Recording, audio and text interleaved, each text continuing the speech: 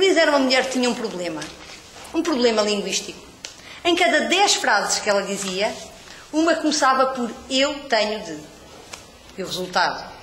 O resultado é que Luísa andava cansada, esgotada, completamente de rastros, com a quantidade de coisas que tinha de fazer. Ela consultou vários especialistas. Um receitou-lhe calmantes, outro antidepressivos, outro ainda vitaminas. E o resultado? O resultado é que Luísa acrescentou mais um item às coisas que tinha de fazer. Tomar medicamentos. E os amigos? Os amigos tentavam ajudar. E produziam conselhos, como o padeiro produz pães, às centenas e centenas. Tu tens de ir para casa mais cedo, tens de tirar umas mini-férias. O que tu precisas mesmo é de ir ao ginásio. Quando eu vou ao ginásio, eu sinto-me tão bem. E tu tens de jantar lá à casa, tu tens de fazer coisas que tu gostas. E a Luísa dizia, eu adoraria, a sério que eu adoraria, mas eu tenho de. E usava os dedos das mãos e os dos pés, que os das mãos não chegavam, para enunciar a quantidade de coisas que tinha de fazer. Até que um dia, Luísa resolveu ir a um especialista diferente. Este não lhe receitou calmantes. Este não lhe receitou medicamentos. Este não lhe disse que ia ser difícil e não lhe disse que ia ser demorado. Em vez disso, fez-lhe uma pergunta. Já imaginaste o que mudaria na tua vida se deixasses de usar o eu tenho de? E ali mesmo, no livro oficial de receitas dos centros de saúde, ele escreveu, com a sua letra de médico, o plano de tratamento. Primeira semana, reduzir o uso de eu tenho de a 15 vezes no máximo por dia.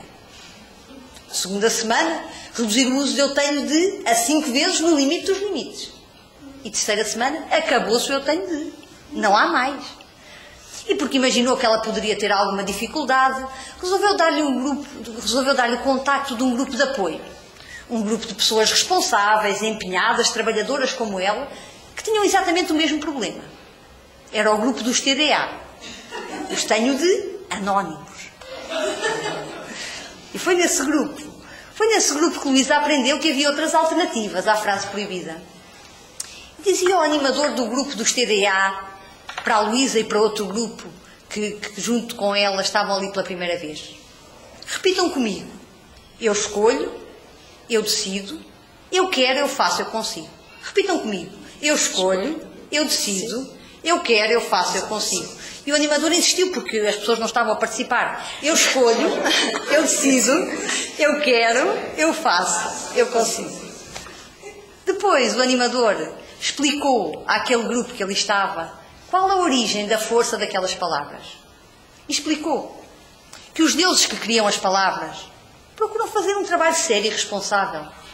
Mas com os deuses, tal como com os humanos, há uns dias que correm melhores que outros.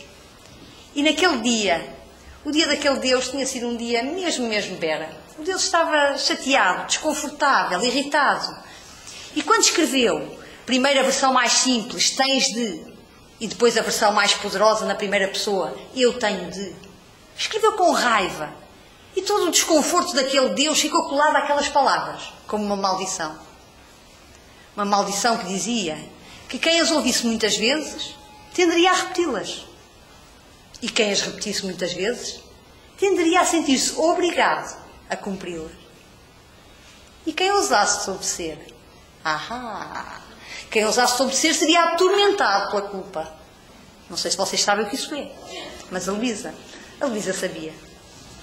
E naquele dia, a expressão da Luísa ficou tão preocupada que o animador sentiu necessidade de intervir e disse: não fica assim. Não é tão difícil quanto parece. No início, se lhe escapar alguma frase, algum tenho de, acrescente-lhe uma sentença começada por porque. E verá que a frase perde parte do seu poder, se transforma assim numa espécie de opção. Experimente.